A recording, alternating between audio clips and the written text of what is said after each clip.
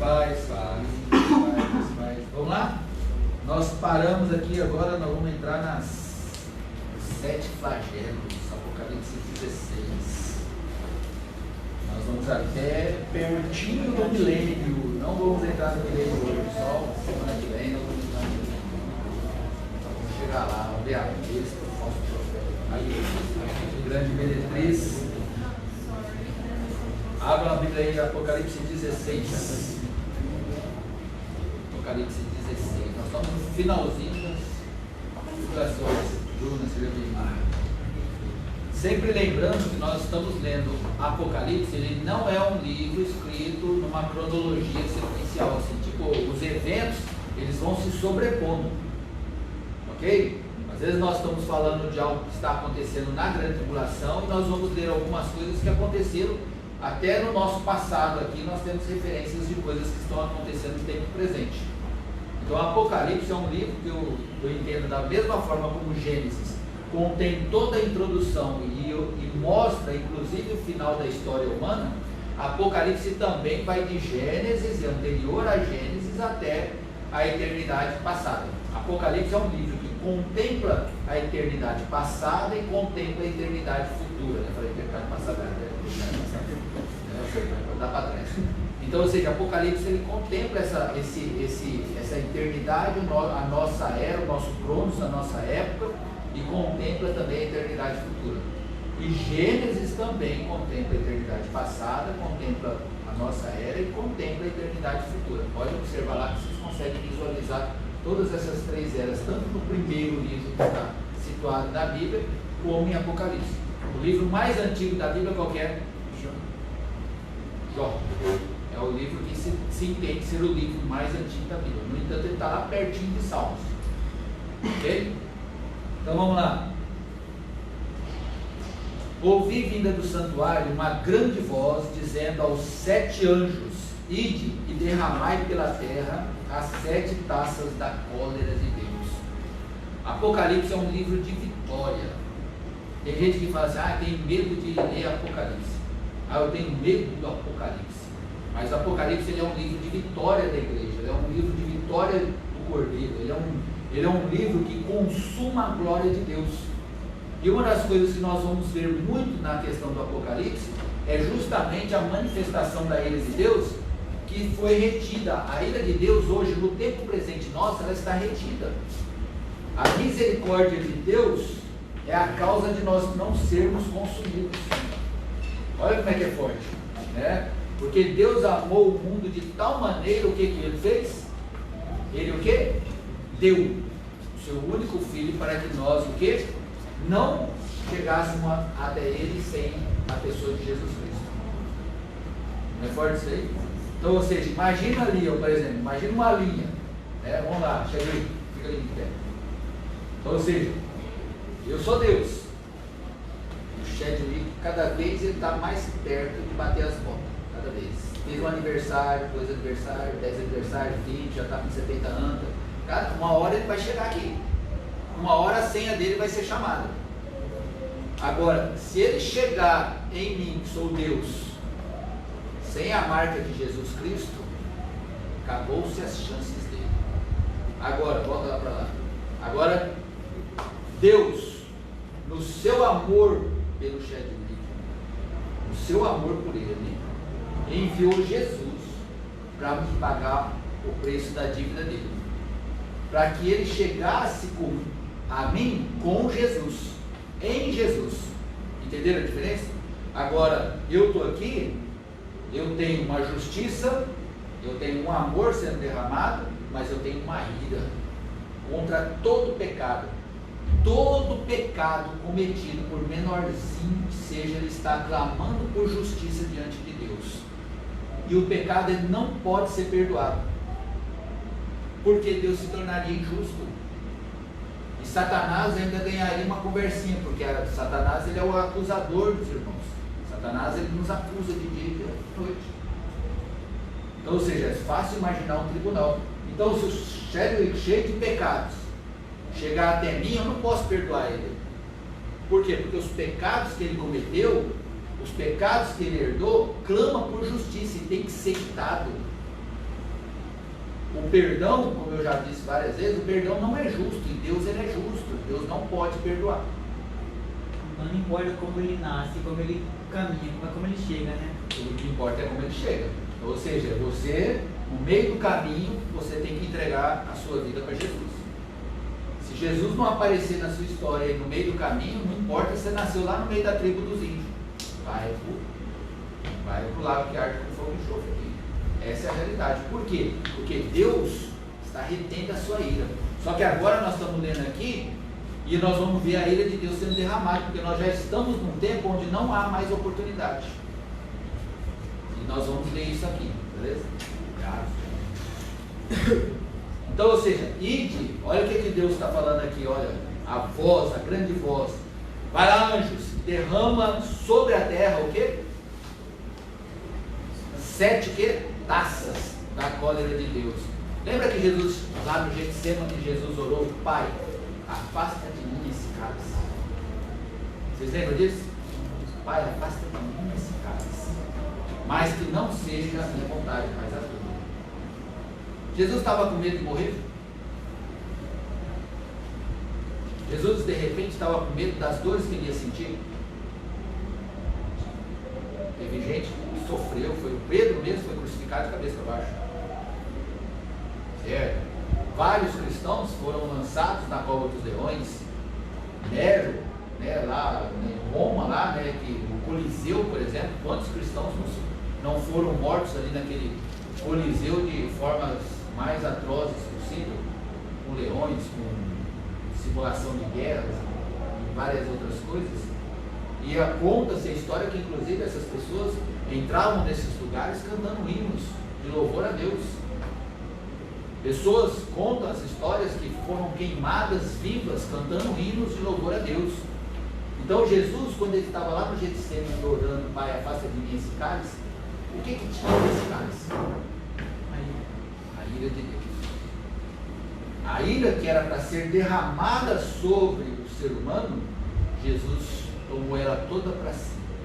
Toda injustiça humana, toda dor emocional, toda agressão sofrida, toda agressão feita. Imagina o quanto de dor isso representa. A Bíblia fala que ele atraiu as nossas iniquidades, ele atraiu como um imã. Todos os nossos pecados foram derrubados em cima de Jesus. Ele absorveu toda a ira de Deus que estava destinada a todo ser humano, para que esse ser humano não chegasse diante de Deus sem a remissão dos seus pecados. Vocês entenderam por que Jesus teve que morrer? Jesus não morreu para perdoar os pecados, Jesus morreu para pagar o preço do pecado. Ficou claro isso aí? Isso é salvação, isso é o Evangelho. Quem crê será salvo, quem não crê já está condenado. É simples o Evangelho. Jesus ele falou que ele é o quê? O caminho, a verdade e a vida. Ninguém vai ao Pai senão por Jesus. Não adianta a pessoa querer chegar até Deus: Deus ele é bonzinho, não vai mandar ninguém para o inferno. Então vamos ler o Apocalipse. É só ler lá o finalzinho da história. Eu já li, eu já estou falando que Deus vai mandar a turma lá para o inferno, é Deus mesmo. Então o que Jesus nos salvou? Nos salvou do quê? Da ira de Deus. Jesus nos salva da própria justiça de Deus. Jesus nos salva de Deus. Amém? Então, ide derramar pela terra 7 taças da cólera de Deus, da ira de Deus. Saiu, pois, o primeiro anjo e derramou a sua taça pela terra, e aos homens portadores da marca da besta, aquela do 666, que nós já vimos lá em Apocalipse 13, e adoradores da sua imagem. Lembra que a besta fez lá uma imagem, a primeira besta, e deu vida a ela, e fez com que as pessoas adorassem essa imagem, lá em Apocalipse 13. E para essa turma aqui, sobrevieram úlceras malignas e perniciosas. Estou lá em Apocalipse 16, versículo 2. Então, ou seja, dá a entender aqui que tinha um grupo de pessoas aqui sobre a terra que não adoraram a imagem da besta. Não adoraram a besta e não receberam a marca. Ok? Então, ou seja, esse flagelo aqui atingiu só as pessoas que tinham a marca da besta e eram adoradores da imagem.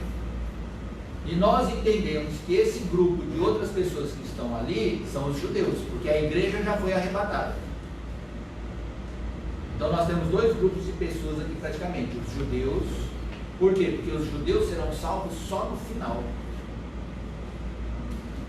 Lembra que quando os judeus falou, pode matar Jesus e o sangue dele caia sobre nós e sobre os nossos filhos? Olha que sentença lá no dia da crucificação de Jesus lá. Nós vamos herdar.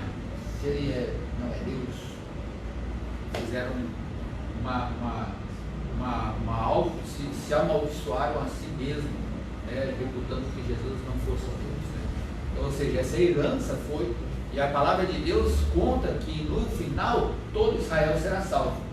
Todo Israel será salvo. Quem são os israelitas? Aqueles que são israelitas de verdade. Não basta ser nascido em Israel. Paulo fala isso. Nem todo que é nascido em Israel é israelita. Nem todo mundo que foi batizado é crente. Nem todo mundo que aceitou Jesus é crente. Não é verdade?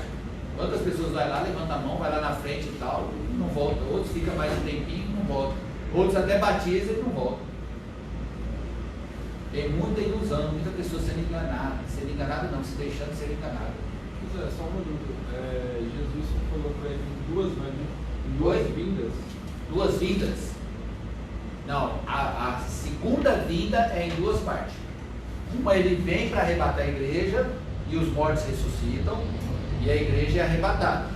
Aí nós vamos ter as bodas do Cordeiro lá no céu e depois nós voltamos em glória no finalzinho desse período.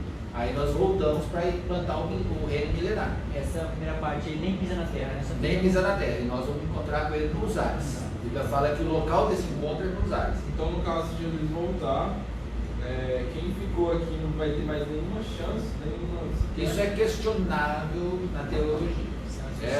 Alguns entendem que aqueles que não adorarem, aqueles que não adorarem essa imagem serão mortos. Da identidade aqui, estão ali virando à esquerda, a última sala. Pode ir contornando, a última sala à esquerda. Obrigada. Então, ou seja, subentende-se que, porque tem um texto lá em Apocalipse 11, se eu não me engano, fala assim, né? Quem são esses? Esses são os que vieram da grande tribulação. Alguns autores acreditam que aquele texto fala que esses são os que vieram de grande tribulação, para não se referir que houve salvação no período da grande tribulação. Então, ou seja, eu não vou defender posições aqui, certo? Alguns entendem que não vai haver salvação e outros entendem que vai haver, inclusive, salvação. Mas a salvação desses não-judeus vai ser a preço de sangue, a preço de morte. Por quê? Porque também o Espírito Santo, a dispensação da graça, que é o ministério do Espírito Santo, ela vai cessar com a vinda de Cristo.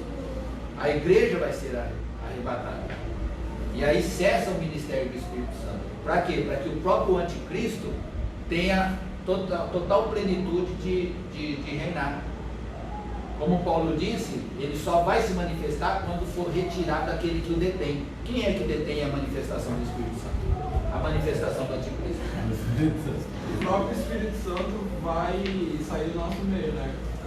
Não tem jeito de sair, mas vamos dizer assim, o ministério dele, por exemplo. Nós vemos no Antigo Testamento a presença de Deus, nós vemos o ministério de Jesus e agora nós estamos no ministério do Espírito Santo.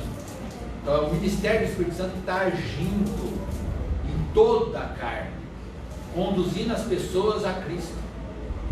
Tanto é que a segunda besta, ela é tida como falso profeta, que faz com que as pessoas... Lembra que tem o dragão deu autoridade à primeira besta, e aí depois surge a segunda besta. A segunda besta é que faz com que as pessoas adorem a primeira besta. Então, ou seja, o dragão é uma mentira da divindade, é um engano da divindade. A primeira besta é um engano de Cristo, porque a primeira besta ela recebeu uma ferida mortal e foi curada. Jesus morreu e ressuscitou. E o terceiro da trindade satânica aqui é o falso profeta, que é a segunda besta que surge do mar. Entendeu? Legal? Então vamos lá. Então, ou seja, essa turma que está aqui, provavelmente são os judeus que estão sendo guardados desses flagelos ali até o final. Certo? O segundo flagelo, Apocalipse 16, 3. Derramou o segundo a sua taça no mar, e esse se tornou em sangue, como de morto, e morreu todo ser vivente que havia no mar. Derramou o terceiro a sua taça nos rios e nas fontes das águas, e se tornou em sangue. Então ouviu o anjo das águas dizendo: Tu és justo, tu que és e que eras o santo, pois julgaste estas coisas, porquanto derramaram sangue de santos e de profetas, também sangue lhes tem dado a beber. São dignos disso. Ouvi do altar que se dizia: Certamente, ó Senhor Deus Todo-Poderoso, verdadeiros e justos são os teus juízos. Aqui a gente não ouve de misericórdia. Estão percebendo? Nós temos de justo, santo. Eles não mataram seus profetas, agora o Senhor deu de beber sangue para eles. Não tem tempo para salvação. É o derramar da ira de Deus com toda a sua plenitude, com toda a sua força e com toda a sua perfeição. É forte isso aí? Quantos profetas foram mortos? Quantos santos foram mortos durante a história do cristianismo? Principalmente, né? O que a Bíblia fala, né? A respeito de Deus: minha é a vingança, eu retribuirei. Não é verdade? E agora aqui você vê a manifestação da vingança de Deus. Deus, ele é vingador. Não é uma vingança mesquinha igual a nós. Eu quero... Você vai ver, vai cair, vai quebrar a cara também. Isso aí não é o sentimento de Deus. O sentimento de Deus é uma justiça perfeita. Nós não temos essa noção dessa justiça perfeita. No Antigo Testamento, o que era? Olho por olho, dente por dente. Matou, morre. Cortou a mão, corta a sua mão também. Arrancou o olho, arranca o seu olho também. É o que? Um exemplo do que? Justiça perfeita. Mesmo peso, mesma medida. Mesma agressão, mesma retribuição. E agora o que acontece? Nós estamos vendo aqui uma manifestação da justiça perfeita, né? Porquanto derramaram sangue de santos e de profetas, também sangue lhes tem dado a beber. Pronto, acabou. Não derramou sangue dos profetas? Agora toma sangue, vai engolir sangue. Agora vocês vão ver o que é bom para nós. Deus está falando. Aí vamos lá, versículo 8. Quarto anjo derramou a sua taça sobre o sol, e foi-lhe dado a queimar os homens com fogo. Com efeito, os homens se queimaram com intenso calor e blasfemaram o nome de Deus, que tem autoridade sobre esses flagelos, e nem se arrependeram para lhe darem glória. Olha só, cadê a conversão? Cadê o entendimento? Eles estão sabendo que é Deus, e agora esses homens que estão sobre a terra, eles blasfemam de Deus. Eles estão sabendo que eles estão debaixo de uma condenação de Deus, e eles blasfemam de Deus, e não há arrependimento deles. Lembra que eu falei que no inferno, onde estão os mortos não salvos, não há arrependimento? Da mesma forma, não há misericórdia de Deus. As pessoas que morreram sem Cristo, elas não sentem arrependimento, porque elas estão debaixo de um juízo perfeito. Da mesma forma como Deus não age com misericórdia sobre elas. Minha avózinha morreu sem salvação. Deus não ama mais ela. Forte isso aí? Tem gente que acha, tem gente que não entende essa força da palavra de Deus, essa soberania de Deus, essa grandiosidade de Deus, essa santidade de Deus. Não, Deus, a Bíblia fala que Deus não se deixa escarnecer. Deus, ele é um fogo consumidor. De Deus não se zomba. Horrenda coisas é cair nas mãos de um Deus vivo. Olha só, são palavras que estão no Novo Testamento, não é lá no Antigo Testamento não. O Novo Testamento é amor, paz. Quem falou isso?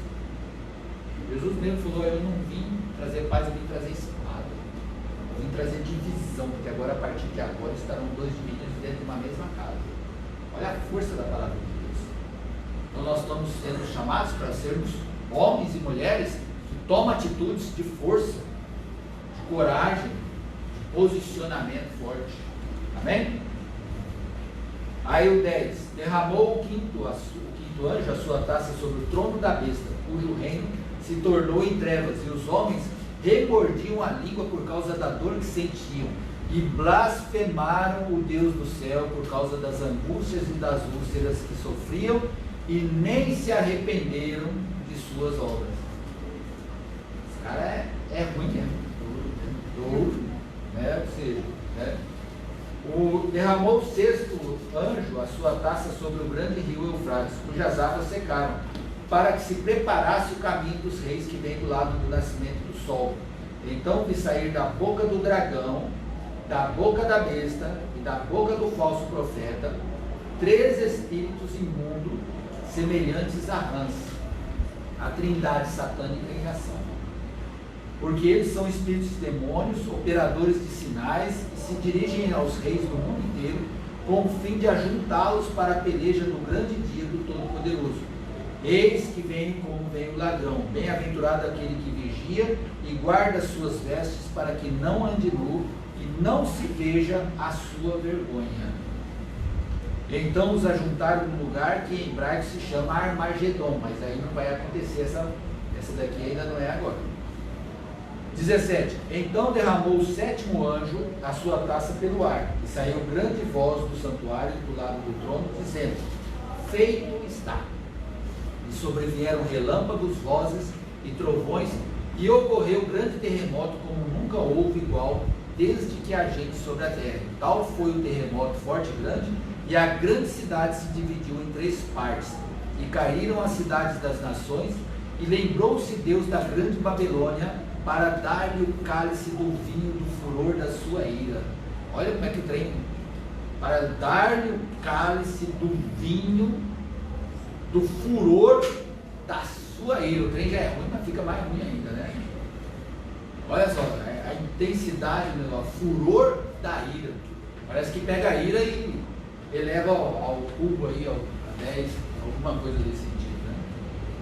Todas as ilhas fugiram e os montes não foram achados. Isso aqui fala de poderes. Também desabou do céu sobre os homens grande saraivada, com pedras que pesavam cerca de 1 talento.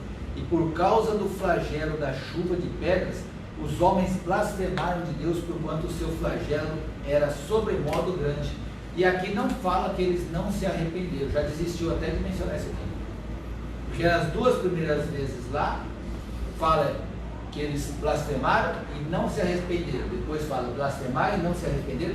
E aqui só cita que blasfemaram, porque o arrependimento já não tem mais nenhuma possibilidade aqui nesse momento. Ok? 17. A descrição da grande meretriz. Lembra que eu falei que não há uma cronologia, nós não estamos lendo cronológico. Agora dá uma parada e nós vamos de novo ver uma situação que inclusive está presente hoje. Nós temos uma figura de Babilônia que representa uma cidade. Quando fala da Babilônia, nós estamos falando de um poder político e religioso, de todo um sistema mundano, ok? Beleza? Agora, quando nós vamos falar de meretriz, nós estamos falando de uma prostituição espiritual. Nós estamos falando de uma religião que não conduz a Cristo. Ok? Ficou claro? Então, Babilônia representa o mundo, com a sua perversidade, com a sua promiscuidade, com tudo que é anticristo ali, tudo aquilo que representa um sistema político e religioso fora da presença de Deus. E a meretriz é praticamente a religião que não leva a Deus. Veio um dos 7 anjos, que tem as 7 taças, e falou comigo, dizendo: vem, mostrar-te-ei o julgamento da grande meretriz, que se acha sentada sobre muitas águas. Águas vai falar de multidões de povos. Ok? Se acha sentada sobre muitas águas, com quem se prostituíram os reis da terra, e com o vinho de sua devassidão foi que se embebedaram os que habitam na terra. Transportou-me o anjo em espírito a um deserto, e vi uma mulher montada numa besta escarlate, besta repleta de nomes de blasfêmia, com 7 cabeças e 10 chifres. Quem que é essa besta? Nós já vimos essa besta aí? Ela aparece lá em 13:1. Olha lá em 13:1. Olha ela lá. Está lá no 13:1. Vi emergir do mar uma besta que tinha 10 chifres e 7 cabeças. Sobre os chifres, 10 diademas. E ela aparece no 12:3. Viu-se também outro sinal no céu, e eis um dragão grande vermelho, com 7 cabeças, 10 chifres, e nas cabeças 7 diademas. Ou seja, estão vendo essa simbologia de 7 cabeças, 10 chifres? Não, esse é o mesmo. Tem relação com o livro de Daniel, quando ele tem Também tem a mesma besta lá, que tem, você vai ver lá, 7 cabeças, 10 chifres e tudo mais. Chifre fala de rei, fala de poder. Então aí você vai ver às vezes um chifre sendo consumido e dando lugar a outro chifre em Apocalipse, que é um rei deixando de existir para que surja outro rei. Ok? E aí o que nós estamos vendo? Nós estamos vendo o que? Uma mulher sentada sobre essa besta, que é a mesma besta que surgiu lá em Apocalipse 13, que também simboliza a mesma besta que está lá no livro de Daniel 7 ou 9, se eu não me engano. E aí o que é essa meretriz? Lembra que eu falei que é uma religião falsa? Essa primeira besta, ela não é o governante supremo? Governante supremo não, o governante que vai surgir no começo da grande tribulação, que vai fazer aliança com Israel. Então, ou seja, o que sustenta ela, de uma certa forma? Sustenta esse poder político. Todo o sistema mundial está assentada sobre um poder político e religioso. E ela simboliza essa indução à promiscuidade religiosa, ao homem, a levar o homem a se afastar de Deus. Beleza isso aí? Claro? Ah, é desse jeito? Nós entendemos isso. Nós, ok? A maioria dos teólogos entende isso. Ah, é desse jeitinho? A Apocalipse é um livro para ser revelado. A profecia, ela tem um caráter confirmativo e não diretivo. Ok? Guarda isso aí. Profecia tem caráter confirmativo e não diretivo. Ah, Deus está me chamando lá para a África e tal. O Senhor dá uma direção. Aí chega alguém e fala: mas eu estou orando por você e eu vi você no meio das girafas, no meio dos leões.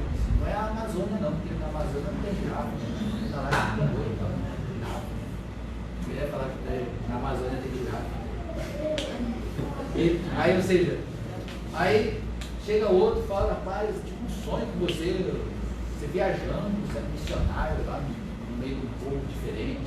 Então, ou seja, são coisas que vão confirmando. Beleza? Cuidado com a profecia diretiva. Eis que veio o varão, o unicórnio, o varão loiro, olhos azuis, 1,90 m, pau, cabelos esvoaçantes, e ele veio, tá? Cuidado com isso, não é de Deus não. Tá? Às vezes pode até ser. Mas eu estou aqui, né? Aí ela sai lá fora e vê lá o loirão lá depois. Aí ela não entendeu que sai correndo, às vezes a bênção está lá, testa, né? Faz prova, né? Conversa, faz conselho, né? Faz prova, né? A Bíblia fala fazer prova de mim. Então, falando nem que sim, nem que não. Mas vamos lá. Aí o 4, achava-se a mulher vestida de púrpura e de escarlata, adornada de ouro, de pedras preciosas, de pérolas, tendo na mão um cálice de ouro transbordante de quê?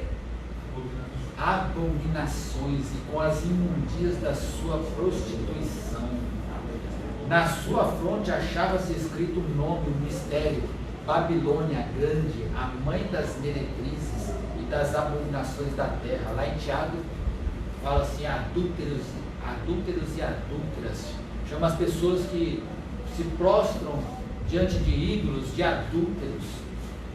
Deus levou Oséias a casar com uma mulher de prostituição, uma mulher adúltera, certo? Para que Oséias sentisse na pele o que Deus sente a nosso respeito quando nós nos curvamos diante de ídolos. Ah, o que é um ídolo? É qualquer coisa que você se curva diante dele. Não vou pedir para levantar a mão. Se você tem medo do escuro, o escuro é um ídolo na sua vida. Quem é maior? É o escuro ou é Deus?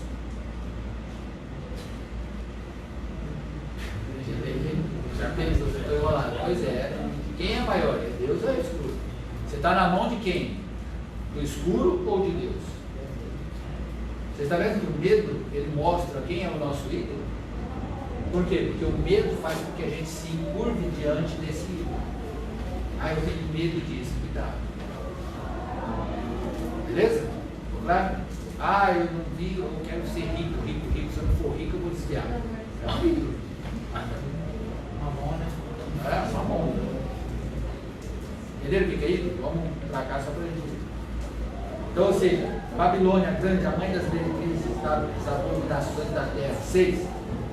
17,6. Então vi a mulher embriagada com o sangue dos santos e com o sangue das testemunhas de Jesus. E quando a vi, admirei-me com grande espanto. Mulher, ó, ela é uma personificação de uma religião. E algumas características aqui, ela está embriagada com o sangue dos santos. Não vou citar o nome por causa da internet, mas nós temos aí referências, nós estudamos das inquisições aí passadas, onde várias pessoas, inclusive tradutores da Bíblia, foram mortos por uma religião oficial, pessoas que declararam que somente a fé em Jesus Cristo salva, foram mortos, queimados em fogueiras aí na antiguidade aí. Não é verdade? E é uma religião que vem predominando aí em muitas áreas aí pelos séculos aí, tá há muito tempo aí rejeitando a soberania de Cristo, dando mais valor à tradição dos homens do que a Deus, e levando as pessoas a se prostituírem diante de ídolos. Não é verdade? Chega dia 12 de outubro, vai todo mundo lá para aquela cidade de Aparecida lá, para se prostrar diante do ídolo. Quando eu era pequeno, a gente ia, todo ano a gente ia lá. Aí tinha aquela fila enorme para passar em frente à imagem para se prostrar diante dessa imagem. Por quê? Porque acredita-se que aquela imagem tem algum poder sobrenatural que vai dispensar alguma graça. Isso é um ídolo. Isso é abominação. Isso é a mãe das meretrizes e das abominações da terra, que leva o ser humano a se prostrar diante de uma imagem que não fala, que não se move, que não tem poder nenhum, que foi feita pelas mãos do homem. Sim, existem evangélicos que são adúlteros, né? Se fala assim, ídolos. Algumas pessoas adoram times aí, né? Outros adoram carros. Pode também, pode incluir também aqui os falsos cristãos, os falsos crentes. Porque na Bíblia dos católicos tem lá falando que pode adorar imagem. Tem. O que eles acham disso? É porque na hora que você pega algum teólogo da Igreja Católica, eles dizem que eles só prestam uma homenagem. Uma reverência e tal, né? Só que você tem uma foto do seu avô que morreu. Você tem uma imagem dele. Mas você não fica se prostrando diante dele e pedindo para ele fazer alguma coisa lá do céu a seu favor. Há somente um mediador entre Deus e os homens, é Jesus Cristo. Na Bíblia Católica não é isso. Há somente um nome dado nos céus ou na terra pelo qual importa que sejamos salvos. É o nome de Jesus. Toda oração feita em nome de Jesus será respondida. Uma oração que não é feita em nome de Jesus não será respondida. E o que é uma oração em nome de Jesus? É uma oração que você está pedindo em nome de Jesus. Faz sentido? Não necessariamente se eu falar em nome de Jesus. Exatamente. Senhor, me dá isso, abracadabra. Senhor, me dá isso, piribimbi. Senhor, me dá isso em nome de Jesus. Não é acrescentar o em nome de Jesus que vai fazer a mágica acontecer. Mas é a oração que corresponde ao que? Pai nosso que estás no céu. O que é? Qual que é a primeira ali? Pai nosso que estás no céu. Senhor, eu estou pedindo isso em nome de Jesus, para que o teu nome seja santificado. Aquilo que nós pedimos tem que ser para a glória de Deus. Isso é pedir em nome de Jesus. Agora não, eu quero. Para a glória de quem? Você vai se formar para a glória de quem? Você quer um carro novo para a glória de quem? Você quer uma casa para a glória de quem? Você está almejando, é para a glória de quem? Responda essa pergunta, porque às vezes isso se torna um ídolo na sua vida. Está entendendo? Aquilo que você está almejando é para a glória de Deus? O seu projeto de futuro é para a glória de Deus? Se não é, é ídolo.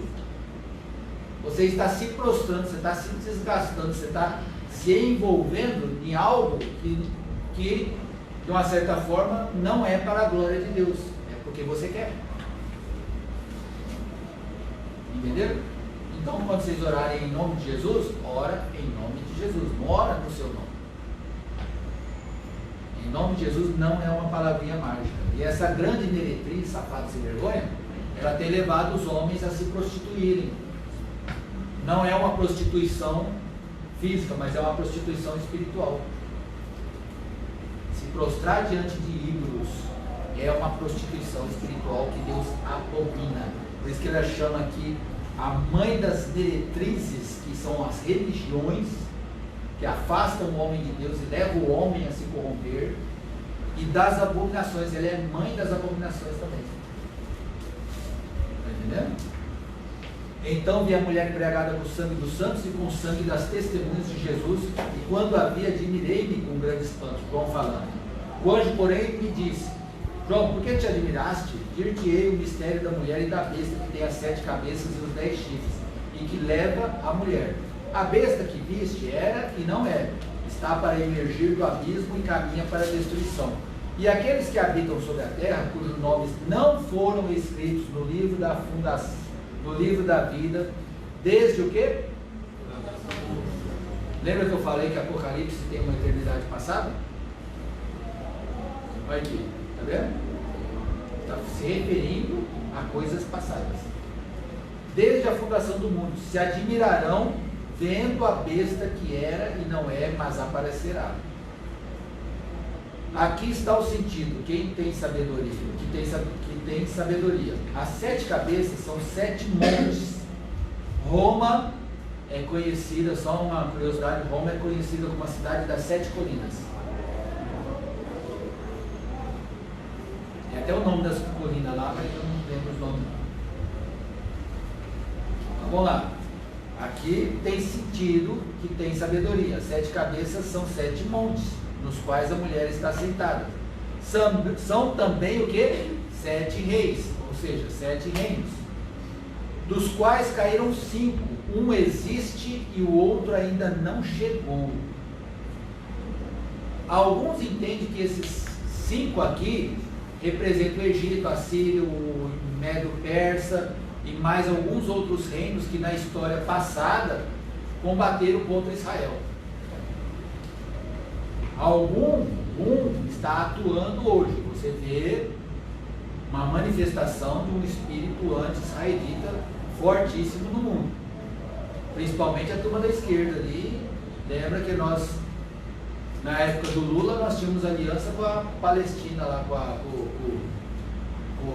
os muçulmanos, e contra Israel. Com Bolsonaro, nós fizemos aliança com Israel e, de uma certa forma, conseguimos arrumar os inimigos dos muçulmanos aí.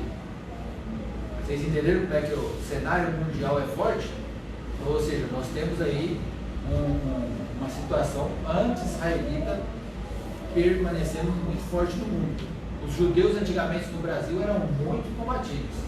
As pessoas aí há 30, 40 anos atrás tinham uma aversão a judeus aí, as pessoas normais, você falava de judeu, eles tinham umas aversões, por causa da influência católica também, e por causa de entender que os judeus mataram Jesus. E aí não se entende o aspecto da salvação, não se entende o aspecto do que Jesus estabeleceu para as nossas vidas. Porque não conhece a palavra de Deus. Ok? Beleza? E a besta que, o versículo 11, 17, 11, e a besta que era e não é também, e a besta que era e não é, também é ele, o 8º rei, e procede dos 7 e caminha para a destruição. Os 10 chifres que viste são 10 reis, os quais ainda não receberam reino, mas recebem autoridade como reis, com a besta durante 1 hora. Essa 1 hora aí fala um curto espaço de tempo. Tem estes um só pensamento, e oferecem à besta o poder e a autoridade que possuem. Essa besta aqui é o grande líder, é o líder que vai surgir, que é aquela primeira besta, que vai governar o mundo. Nós temos um governo político único, o mundo está caminhando para esse governo mundial, governo único, que é o que vai promover o 666, que vai promover o controle total, que vai governar o mundo, que depois vai surgir o falso profeta, que vai fazer a imagem, para quem não adorar esse governo mundial vai ser morto, ok? Todo esse cenário aqui, certo? Aí esses 10 reis surgem, e esses 10 reis dão esse poder, o poder político também, para esse governo mundial, beleza? Que é, inclusive, o primeiro cavaleiro lá do Apocalipse, aquele cavalo branco. Por quê? Porque ele vai trazer paz na terra. É uma paz ilusória. Vai fazer uma paz, vai celebrar uma aliança com Israel durante 3 anos e meio. E está escrito lá, nas 70 semanas lá de Daniel também, tem referência a esse momento aqui. Vê como é que a Bíblia ela vai se encaixando tudo, né? Tem estes, versículo 13, tem estes um só pensamento e oferecem à besta o poder e a autoridade que possuem. Pelejarão eles contra o cordeiro, e o cordeiro os vencerá, pois é Senhor dos senhores e Rei dos reis. Vencerão também os chamados, eleitos e fiéis que se acham com ele. Ok? Esse período aqui dá uma ideia do período antes da grande tribulação.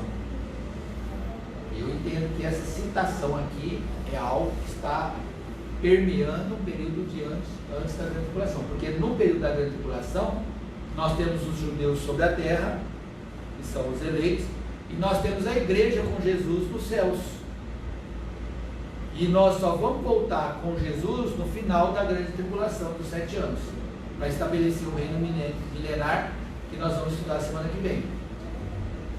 Está entendendo? Ou seja, dá para entender essa questão aí. Versículo 15. Falou-me ainda, as águas que viste, onde a meretriz está sentada, são povos, multidões, nações e línguas. Aí eu falei isso aí. Os 10 chifres que viste e a besta, esses odiarão a meretriz e a farão devastada e despojada, e lhe comerão as carnes. Lembra que eu falei lá no grupo, lá que eu ia ler comendo a carne da meretriz, ó? E lhe comerão as carnes e a consumirão no fogo, porque em seu coração, porque ó, antes de ler isso aqui, não parece, você está lendo ali, aí você fala, mas de repente a turma estava tudo lá desfrutando dessa questão, agora vai matar a meretriz, agora vai destruir a meretriz. Não parece um bom senso? Nós acabamos de ver que estava todo mundo de boa com essa meretriz aí, todo mundo lá se embebedando com ela, agora de repente a turma pega e mata ela e come a carne dela. Não ficou esquisito? Mas agora veio o segredo. Por que ficou esquisito? Olha aí o 15. Não, o 17. Vamos lá, 16. Os 10 chifres que viste a besta, esses odiarão a meretriz e a farão devastada e despojada. E lhe comerão as carnes e a consumirão no fogo. Esse é o absurdo. Agora vem a explicação aqui no 17. Por que eles vão fazer isso? Por que? Lê aí no 17. Por que eles vão fazer isso? Pode? Não, só explica. Lê e explica. Não é para ler o texto, não. Me responde pelas suas próprias palavras. Por que eles vão fazer isso? Porque o quê? Porque Deus quis. Só isso. Só por causa disso. Deus quis. Deus foi lá e induziu a turma. Ah, vocês estão desfrutando dela, agora vocês vão matar o alvo da sua idolatria, o alvo do seu amor e tudo mais.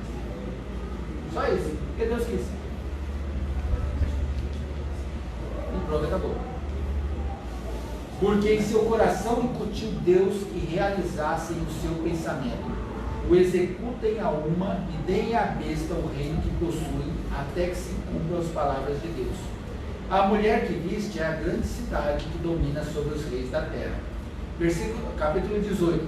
Depois dessas coisas, vi descer do céu outro anjo que tinha grande autoridade, e a terra se iluminou com a sua glória. Então exclamou com potente voz, dizendo: caiu, caiu a grande Babilônia, e se tornou morada de demônios, covil de toda espécie de espírito imundo, e esconderijo de todo gênero de ave imunda e detestável, pois todas as nações têm bebido do vinho do furor da sua prostituição. Com ela se prostituíram os reis da terra, também os mercadores da terra se enriqueceram à custa da sua luxúria. Hoje, uma das coisas que dá mais dinheiro se chama prostituição.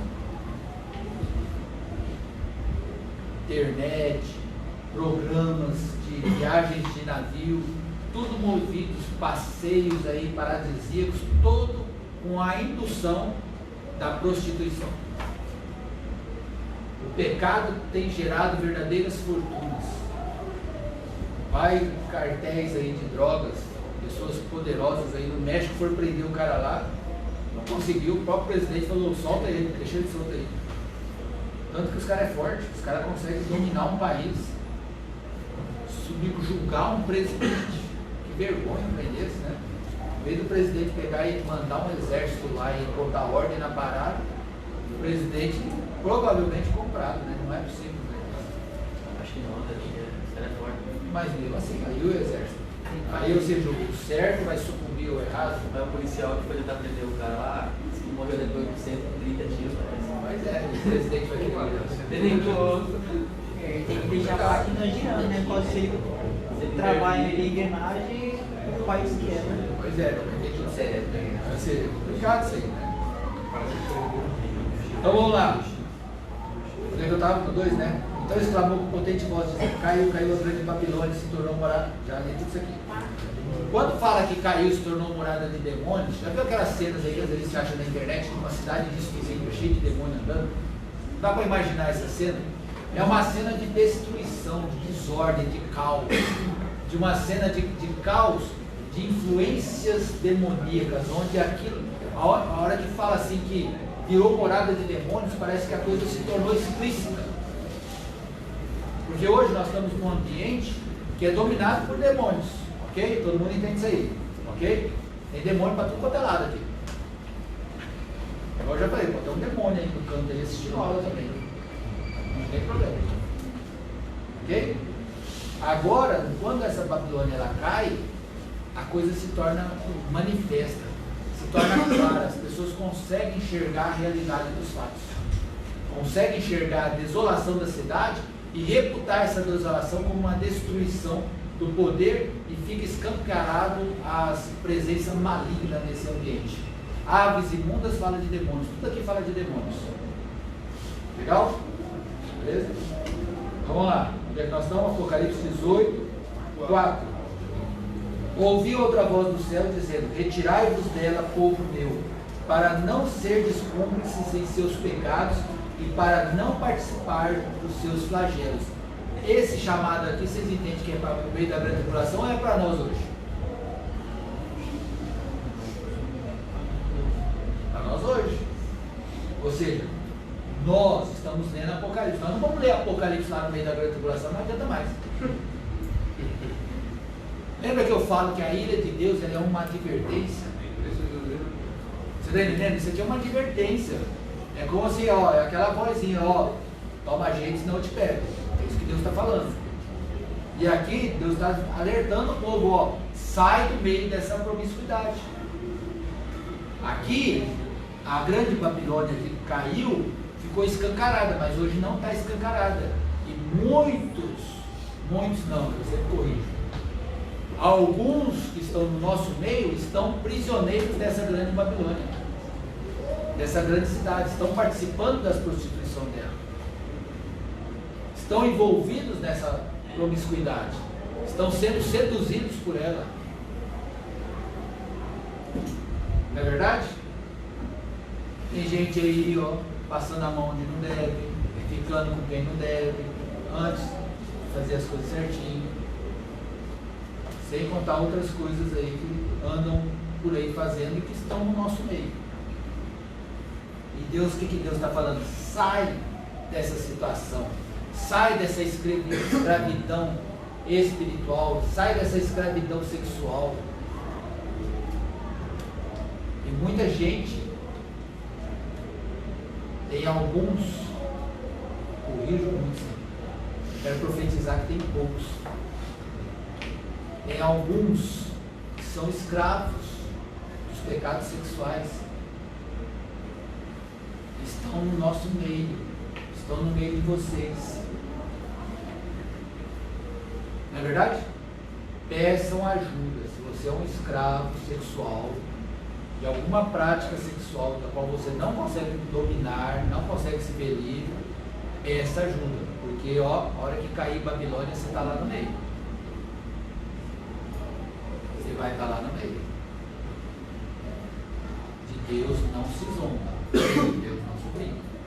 Por isso que Deus está falando aqui: retirai-vos dela, povo meu, para não serdes cúmplices em seus pecados e para não participar dos seus flagelos. O que nós começamos a ler lá? Os 7 flagelos. Então, ou seja, se hoje você ouvir a voz de Deus e endurecer seu coração, se prepara para participar dos 7 flagelos, aonde a ira de Deus vai ser derramada sobre a sua vida. Ok? Versículo 5 do capítulo 18 de Apocalipse: porque os seus pecados se acumularam até o céu, e Deus se lembrou dos atos iníquos que ela praticou. Dar-lhe retribuição como também ela retribuiu, pagar-lhe em dobro segundo as suas obras, e no cálice em que ela misturou bebidas, misturai dobrado para ela.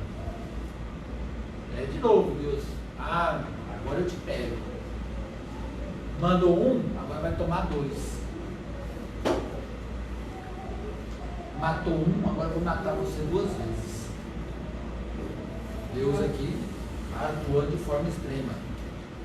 7. O quanto a si mesma se glorificou e viveu em luxúria, dá-lhe em igual medida tormento e pranto, porque diz consigo mesma: estou sentada como rainha, viúva não sou, pranto nunca hei de ver. Ou seja, esse poder aparente, essa ilusão aparente, essa glória aparente. Eu sou adolescente, eu sou jovem, eu tenho um futuro ainda pela frente. Aqui, olha você aqui escrito aqui, ó. Estou sentado como rei, como rainha. Ninguém me toca. Nada a ver isso aí. Quem já viu o Exu nada a ver? Nada a ver, né? Nada a ver, não é assim não é bem assim. Que isso? O tio Zé é exagerado, é machista, preconceituoso, falando, né? Homem, mulher, não é mais esse negócio não. O negócio agora é light. O cara nasce, deixa ele ser o que ele quer ser. Com 3 anos hoje já estão aceitando a sexualidade de uma criança de 3 anos. Quem tem aí um parente de 3 anos aí? 3 anos. Você acha que ele tem condição de decidir a sexualidade dele? Se ele quer ser homem ou mulher?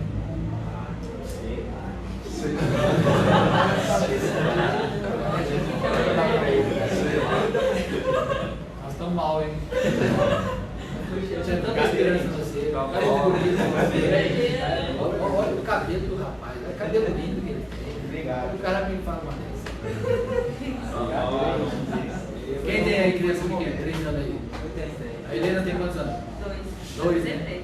Vai fazer 3. Você acha que ela tem condição de decidir? E a turma que está dominada pela grande Babilônia, gente, olha, volta aqui, ó. A turma que está dominada pela grande Babilônia, por essa grande meretriz, acha que não tem nada a ver um menininho de 3 anos querer vestir vestidinho, a menininha de 3 anos querer brincar de carrinho e se vestir como menino, e bater o pé que quer vestir shortinho menino. A turma da grande Babilônia acha que isso não tem nada a ver. estive num retiro agora de um grupo de universitários, dei até uma palavra lá para os homens lá, e 10% fizeram uma pesquisa lá secreta, lá, a pessoa preencheu e tal, mas 10% dos que estavam participando desse retiro acha que a homossexualidade não tem problema. Se eu fizer essa pesquisa aqui, será que nós vamos ter esse índice? Se a gente fizer uma pesquisa dessa no Horatins aí, será que nós vamos ter esse índice? Gente, não é brincadeira. Isso é o quê? Influência o quê? Da Babilônia. Essa grande meretriz aqui. Levando o povo de Deus à prostituição espiritual e à prostituição física. Onde é que eu estou aqui? 8, né? Por isso, em um só dia sobrevirão os seus flagelos, morte, pranto e fome, e será consumida no fogo, porque poderoso é o Senhor Deus que a julgou. Ora, chorarão e se lamentarão sobre ela os reis da terra, que com ela se prostituíram e viveram em luxúria, quando virem a fumaceira do seu incêndio. Gente, tenta imaginar essa cena. Nós hoje, nós temos uma consciência que não é perfeita. Nós não temos uma consciência perfeita da santidade de Deus, por exemplo. Como nós não temos uma consciência perfeita do que é, vamos dizer, o lago que arde com fogo e enxofre. Nós não temos uma consciência perfeita do que é a eternidade com Deus, como também não temos uma consciência correta sobre o que é uma eternidade sem Deus. Na verdade, a gente tem uma noção, nós temos um sentimento, nós temos uma percepção, nós temos uma fé, mas uma consciência clara nós não temos. Nós não temos uma consciência clara do quanto Deus é santo. Porque à medida que nós temos uma consciência do quanto Deus é santo, nós também vamos ter uma consciência do quanto nós somos pecadores. À medida que isso clareia sobre as trevas que há em nós. Está entendendo? Por isso que muitas vezes nós estamos no processo da santificação. Acredito até que o pastor Luciano Spirá falou sobre isso. Pelo menos eu estou lendo lá o impacto da santidade, ele fala sobre os 3 etapas da santificação. A primeira, a santificação inicial, depois o processo da santificação e a santificação final. É bem legal isso, porque nós estamos nessa progressividade aqui. A Bíblia fala que a nossa vida é como a luz da aurora, que brilha mais e mais até se tornar dia perfeito. Então, ou seja, é como eu falo, a nossa vida é isso aqui, ó. Tem que estar crescendo. Mas ela não é uma linha reta. Nós vamos marcando bobeira, erra e tal. E na nossa história tem até pecadinhos aí sendo cometidos. Pecadinhos. Certo? Coisas que são passíveis de um arrependimento fácil. Cuidado com coisas que vocês vão ter que se arrepender de forma difícil. Entenderam o que eu falei? Cuidado. Gente, eu tenho uma frase comigo assim, olha, eu não quero me arrepender amanhã de não ter feito escolhas excelentes hoje. Gente, arrependimento é doloroso. Gente, arrependimento é doloroso. Não é remorso que eu estou falando, não. Arrependimento é muito caro. Então, ou seja, se protejam hoje dessa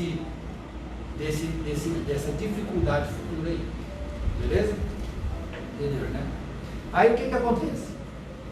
Essa turma aqui, eles estão seduzidos por essa aparência, por esse ambiente de prostituição, seja religioso ou espiritual. Só que agora, de repente, a coisa se torna clara. E aquilo que era sedutor mostra como algo, como eu diria assim, o contrário de sedução. O que é? Algo... Aversão. Aversão. Então, ou seja, aquilo que seduzia, agora eles se tornam avesso a elas. Por quê? Porque a coisa se tornou escancaradamente clara. Imagina a cena, o cara casa com uma mulher bonita e tal, e tudo, e lá, vamos citar o exemplo do Jacó lá, o Labão, né? Ele amava Raquel, né, ele era até analfabeto, né, que ele amava Raquel e não ia, né? Aí o que aconteceu, né? Jacó, né? Aí Labão pegou, né? Aí ele amava a Raquel, queria casar com a Raquel. Aí chegou na noite de núpcia lá, o Labão pega e bota a Lia para entrar lá na tenda lá, e ele tem relação sexual com a Lia. A hora que ele acorda de manhã, que isso aconteceu? Ou seja, teve uma surpresa desagradável. Vocês entenderam? Deu para entender? Então, ou seja, às vezes você tem alguma coisa assim, por exemplo, vamos dizer assim, você está vendo aquele sanduíche gostoso. Aí você vê lá no outdoor lá e tal, você vai lá, come e o trem não é bom. Aquela pizza que você fala assim, nossa, deve ser boa demais. Você vai lá, junta dinheiro e tal, vai lá. Na hora que você vai comer, o trem não é bom. Mas antes você estava lá esfomeado com aquele negócio lá. Deu para entender mais ou menos? Essas pessoas estavam embriagadas. Eu já fiquei embriagado. Já fiquei bêbado. De dormir na rua. No outro dia você acorda, você fala, nunca mais vou beber. Aí passa outro final de semana, você está lá bebendo. Vocês não sabem o que é isso. Não é para experimentar não. Vocês não sabem o que é isso. O que é ser um jovem, um adolescente sem Deus? O que é o vazio de mente? O que é a busca desenfreada por preencher? Vocês não entendem por que às vezes um jovem pega e sai empinando moto, sai correndo, sai acelerando o carro, igual eu fazia, patrolar sinal vermelho em alta velocidade. Só Deus para me guardar. Era para mim, eu tenho nítida certeza que Deus me guardou para vir aqui falar para vocês isso aí. Que era para mim ter morrido e matado gente. Tem vergonha do meu passado. Tem vergonha. Já fui preso. Já dormi uma noite na cadeia.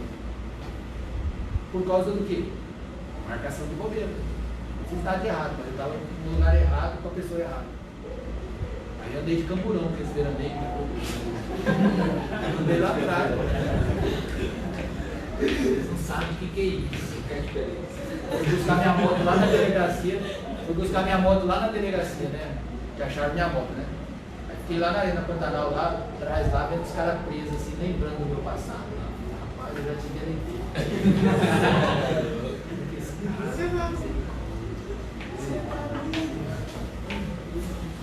Gente, agradeça a Deus. Gente, olha, agradeça a Deus por vocês estarem recebendo essa informação, gente. Gente, vocês não sabem o valor disso aí.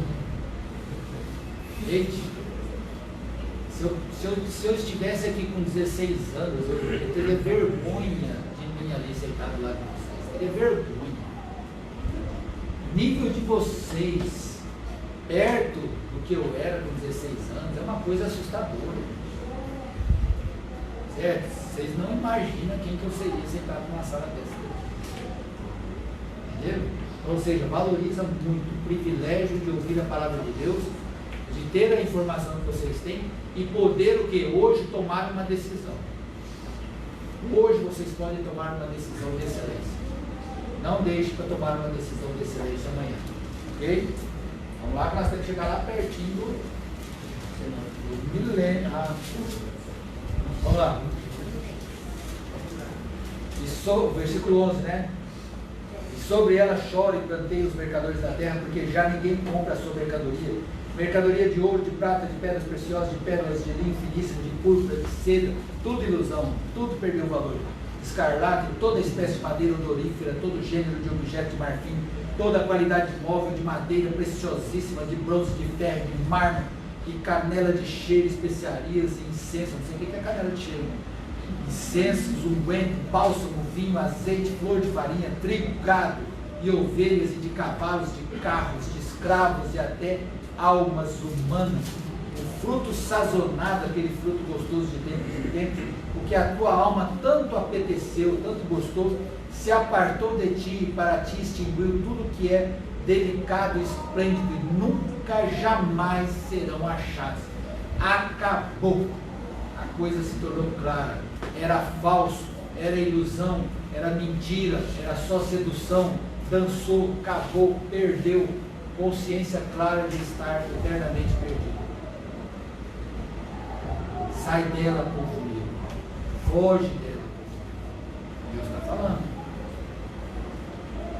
Os mercadores destas coisas, versículo 15, os mercadores destas coisas que por meio dela se enriqueceram, conservar-se-ão de longe pelo medo do seu tormento, chorando e pranteando. Dá uma ideia de que, aquela turminha que se aproveitou disso daí, agora eu não vou me envolver. Vai sair fora. Olha só. Chorando e pranteando, dizendo, ai, ai da grande cidade que estava vestida de linho finíssimo, de púrpura e de escarlata, adornada de ouro e de pedras preciosas, de pérolas, porque em uma só hora ficou devastada tamanha riqueza, e todo piloto e todo aquele que navega livremente, marinheiros e quantos labutam no mar, conservaram-se de longe. Então, vendo a fumaceira do seu incêndio, gritavam, que cidade se compara à grande cidade?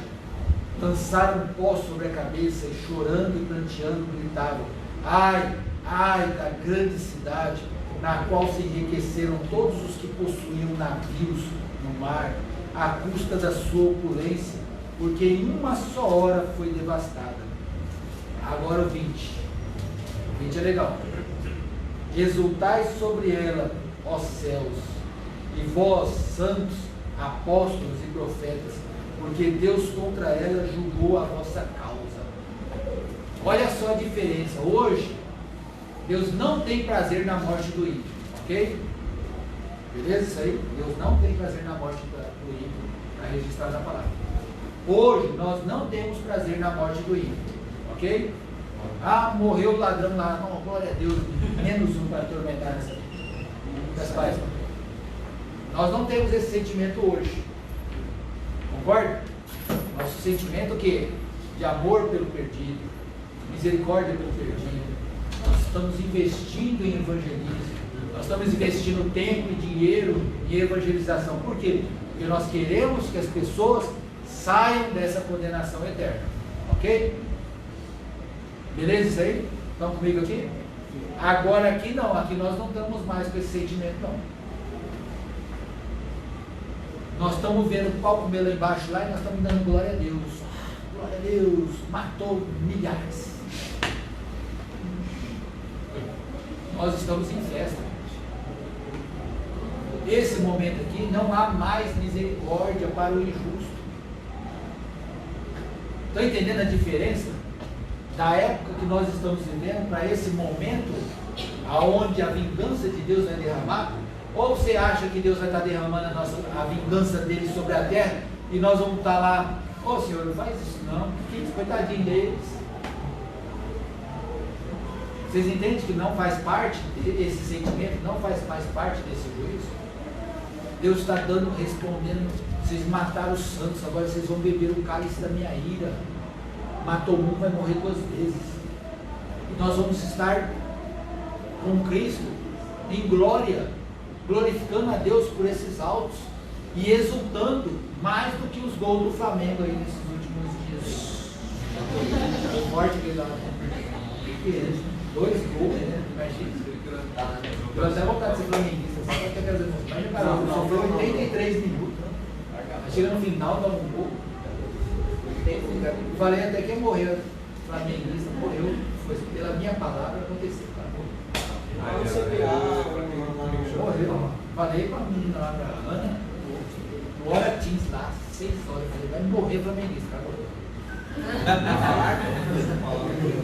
Já tinha morrido dele. Onde é que ele tá? Olha lá, o 20, ó.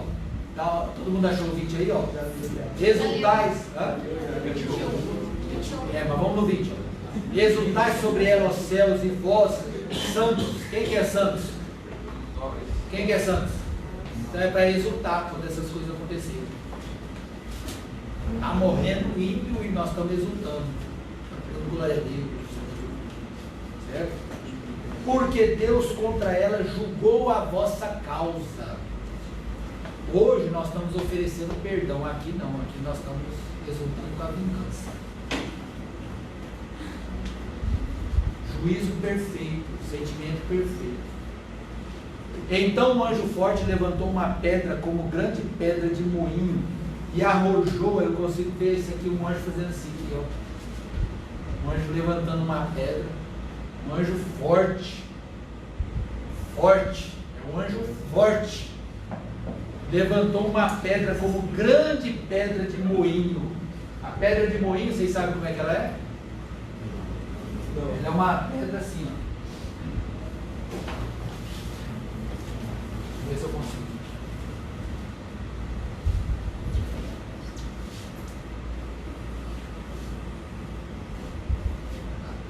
É uma pedra de moinho. Aí o que acontece? Põe o pau aqui no eixo, põe desse lado aqui, aí põe os cavalos para puxar aqui. Aí a pedra vai girando. E aí você põe na superfície aqui, ó. Põe os grãos para ser moído. Aí os animais vai puxando, ela vai girando e vai moendo os grãos. Então, ou seja, isso aqui é uma pedra pesadíssima. E aí o que aconteceu com esse anjo? Esse anjo forte pegou essa pedra aqui, ó. E pensa o tamanho que é essa pedra aqui. E fez o quê? Jogou para dentro do mar. Na hora que ele joga dentro do mar, eu fico vendo aquele tsunami que a gente vê às vezes os caras vêm, que vai engolindo o prédio, já viu esses vídeos que tem? Eu consigo imaginar isso aqui. Tipo fiquei no Japão, Não, maior. Aqueles tipo de filme aí que o trem vem lá 200 metros de altura e vai engolindo a cidade e tal. Então dá para ver um negócio desse aí. 2012, é isso aí.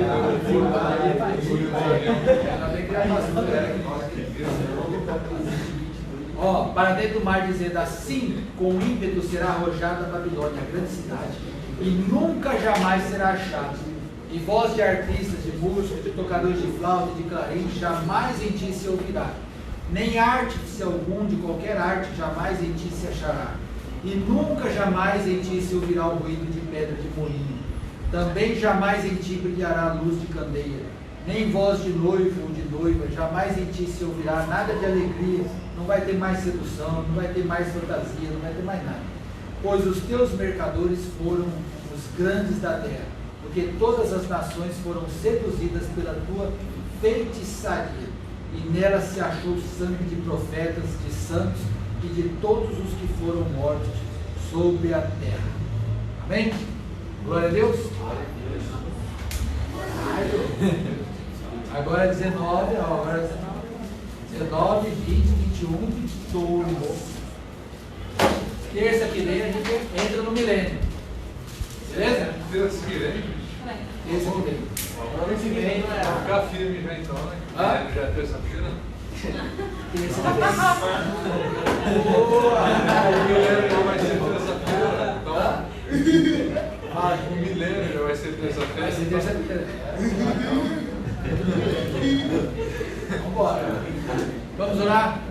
Senhor, eu te louvo e te agradeço por essa aula, por tudo que o Senhor tem feito, por tudo que o Senhor há de fazer. Que o Senhor esteja confirmando essas palavras, meu Deus, e que essa frase, meu Deus, sair do meio da grande Babilônia, sair desse ambiente de prostituição espiritual, emocional, física, meu Deus, que isso seja um chamado, não somente para nós, mas para todos aqueles que estão perto de nós, que nós possamos levar essa voz de evangelização, levando as pessoas a saírem desse ambiente de prostituição. Senhor, nos ajuda, nos dá sabedoria, abençoa as nossas vidas, nossas famílias, para que tenhamos paz e alegria no Teu Espírito Santo, para que o Senhor domine sobre nós, em nome de Jesus. Abençoa cada adolescente, abençoa cada família aqui representada, em nome de Jesus. Amém. Amém?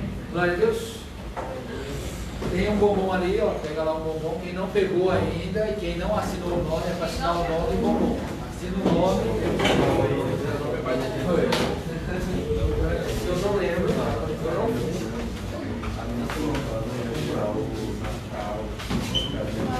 Se acabar o bombom, dá para pegar 2 bombons.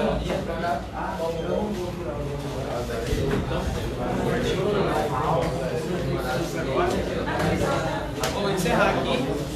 Tá vendo?